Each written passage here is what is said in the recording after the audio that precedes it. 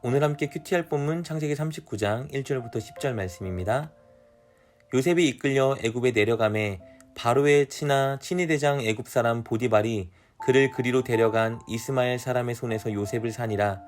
여호와께서 요셉과 함께 하심으로 그가 형통한 자가 되어 그의 주인 애굽 사람의 집에 있으니 그의 주인이 여호와께서 그와 함께 하심을 보며 또 여호와께서 그의 범사에 형통하게 하심을 보았더라. 요셉이 그의 주인에게 은혜를 입어 섬김에 그가 요셉을 가정 총무로 삼고 자기의 소유를 다 그의 손에 위탁하니 그가 요셉에게 자기의 집과 그의 모든 소유물을 주관하게 한 때부터 여호와께서 요셉을 위하여 그 애굽 사람의 집에 복을 내리심으로 여호와의 복이 그의 집과 밭에 있는 모든 소유에 미친지라. 주인이 그의 소유를 다 요셉의 손에 위탁하고 자기가 먹는 음식 외에는 간섭하지 아니하였더라. 요셉은 용모가 빼어나고 아름다웠더라. 그 후에 그의 주인의 아내가 요셉에게 눈짓하다가 동침하기를 청하니 요셉이 거절하며 자기 주인의 아내에게 이르되 내 주인이 집안의 모든 소유를 간섭하지 아니하고 다 내 손에 위탁하였으니 이 집에는 나보다 큰 이가 없으며 주인이 아무것도 내게 금하지 아니하였어도 금한 것은 당신뿐이니 당신은 그의 아내임이라. 그런즉 내가 어찌 이 큰 악을 행하여 하나님께 죄를 지으리이까. 여인이 날마다 요셉에게 청하였으나 요셉이 듣지 아니하여 동침하지 아니할 뿐더러 함께 있지도 아니하니라. 아멘. 오늘 본문은 며칠간 이어졌던 유다의 이야기를 마치고 이제 다시 요셉의 이야기로 돌아옵니다. 우리는 창세기 37장을 통해서 요셉이 애굽의 종으로 팔려간 것을 살펴보았습니다. 그는 애굽에서 바로 왕의 신하 친위대장 보디발이라는 사람에게 구매되었습니다. 1절 말씀입니다. 요셉이 이끌려 애굽에 내려가매 바로의 신하 친위대장 애굽 사람 보디발이 그를 그리로 데려간 이스마엘 사람의 손에서 요셉을 산이라. 요셉은 이제 아버지에게 가장 사랑받는 사람이 아니라 애굽에서 보디발이라는 사람의 종으로서 새로운 인생을 시작하게 되었습니다. 가장 처량하고 절망적이고 막막한 삶을 살아야 되는 것 같았지만 사실은 그렇지 않았습니다. 왜냐하면 여호와 하나님께서 요셉과 함께 하셨기 때문입니다. 2절 말씀입니다. 여호와께서 요셉과 함께 하심으로 그가 형통한 자가 되어 그의 주인 애굽 사람의 집에 있으니. 우리가 창세기 37장을 통해 살펴본 것처럼 요셉을 죽이려고 했던 형들로부터 지켜주셨던 분, 그리고 애굽으로 팔려가게 하셨던 분은 하나님이셨습니다. 하나님께서 그 위기의 순간 요셉을 지켜주셨고 요셉을 인도하고 계셨습니다. 그 하나님은 애굽으로 종으로 팔려온 요셉에게 여전히 함께 하셨습니다. 그리고 하나님께서 요셉과 함께하는 증거가 애굽에서는 강력하게 나타나기 시작했습니다. 그 구체적인 증거가 무엇인지는 알 수 없지만 본문은 그가 종으로서 보디발의 집에서 맡아 하는 모든 일에 형통하게 되었다라고 말해주고 있습니다. 이 형통하다라는 말은 번성하다라는 뜻을 가지고 있습니다. 이것은 요셉이 맡아서 하는 모든 일이 번성하고 잘 되었다는 의미를 갖고 있습니다. 보디발은 그리하여 요셉을 주목하게 되었고 분명 그가 믿는 그의 신이 그를 지켜주고 형통하게 한다는 확신을 가졌습니다.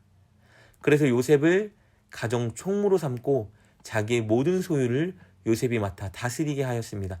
3절 4절 말씀입니다. 그의 주인이 여호와께서 그와 함께 하심을 보며 또 여호와께서 그의 범사에 형통하게 하심을 보았더라. 요셉이 그의 주인에게 은혜를 입어 섬김에 그가 요셉을 가정 총무로 삼고 자기의 소유를 다 그의 손에 위탁하니. 가정 총무는 집안의 모든 살림을 총괄하는 집사의 장과 같은 사람입니다. 놀랍게도 요셉이 보디발의 가정 총무가 된 이후에 보디발의 집에 엄청난 복이 쏟아지기 시작했습니다.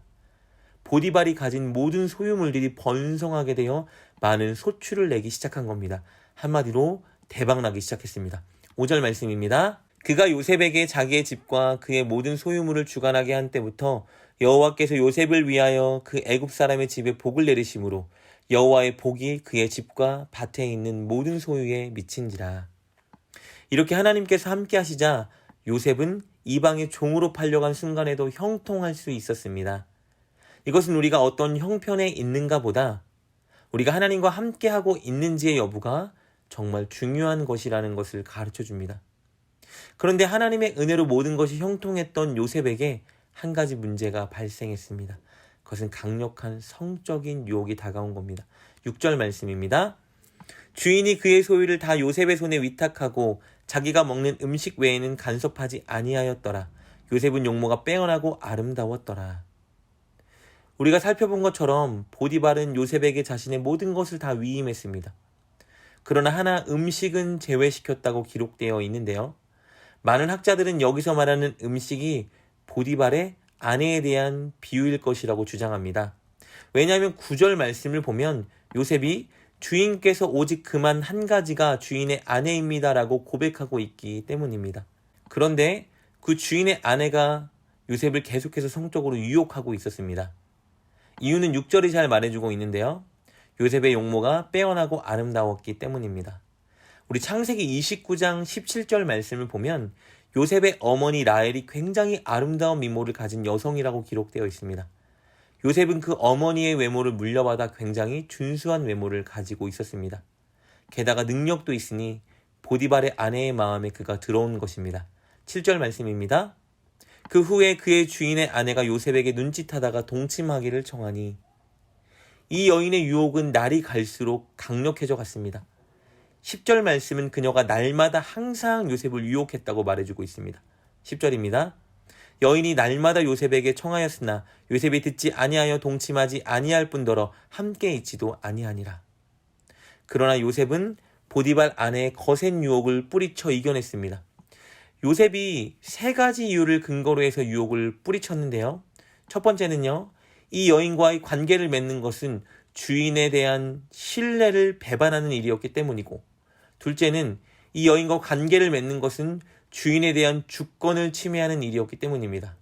그리고 셋째, 이 여인과 관계를 맺는 것은 하나님께 죄를 짓는 행위였기 때문입니다. 우리 8절과 9절 말씀 보겠습니다. 요셉이 거절하며 자기 주인의 아내에게 이르되 내 주인이 집안의 모든 소유를 간섭하지 아니하고 다 내 손에 위탁하였으니 이 집에는 나보다 큰 이가 없으며 주인이 아무것도 내게 금하지 아니하였어도 금한 것은 당신뿐이니 당신은 그의 아내임이라. 그런즉 내가 어찌 이 큰 악을 행하여 하나님께 죄를 지으리이까. 요셉은 신의가 있는 사람이었습니다. 그리고 무엇보다 요셉은 늘 하나님을 의식하며 사는 사람이었습니다. 오늘 본문은 하나님께서 요셉과 함께 하셔서 요셉에게 복을 주셨다고 강조하고 있는데요. 그 비결은 요셉이 하나님을 늘 의식하고 하나님 앞에서 살았기 때문입니다. 요셉은 홀로 팔려온 낯선 땅 애굽에서 결코 홀로 있던 적이 없습니다. 그는 늘 하나님을 의식하며 하나님과 함께 지냈던 것입니다. 그렇기 때문에 그는 종으로서 맡겨진 일에 최선을 다했고 누구보다 정직하고 신의가 있었으며 하나님이 기뻐하지 않는 일은 동참하지 않고 죄의 유혹을 뿌리칠 수 있었던 것입니다. 사랑하는 여러분, 우리가 어떤 형편과 상황에 놓여 있는지보다 더 중요한 것은 우리가 함께하는 하나님을 의식하며 하나님의 뜻을 따라 하나님과 함께 동행하고 있는지의 여부인 것입니다. 하나님은 우리와 함께 하십니다. 그 사실을 믿는다면 우리는 함께하는 하나님을 의식하며 늘 하나님 앞에서 살아야 합니다. 죄의 자리, 하나님이 기뻐하지 않는 자리를 떠나고 하나님 말씀에 순종하며 최선을 다하는 자리에 서서 하루를 살아야 하는 것입니다. 꼭 그렇게 하나님과 함께하는 오늘을 보내는 여러분 되시길 주님의 이름으로 축복합니다. 기도하겠습니다. 늘 우리와 함께 하시며 우리를 도우시는 하나님, 우리가 어떤 처지와 환경에 놓여 있든지 늘 우리와 함께 하시는 하나님을 의식하며 하나님 말씀에 순종하며 살게 하여 주옵소서. 그리하여 죄의 유혹을 이겨내고 하나님 말씀에 따라 선을 행하며 하나님과 함께하는 우리가 되게 하여 주옵소서. 예수님의 이름으로 기도드립니다. 아멘. 오늘 말씀을 통해 깨닫고 결단한 것은 무엇입니까?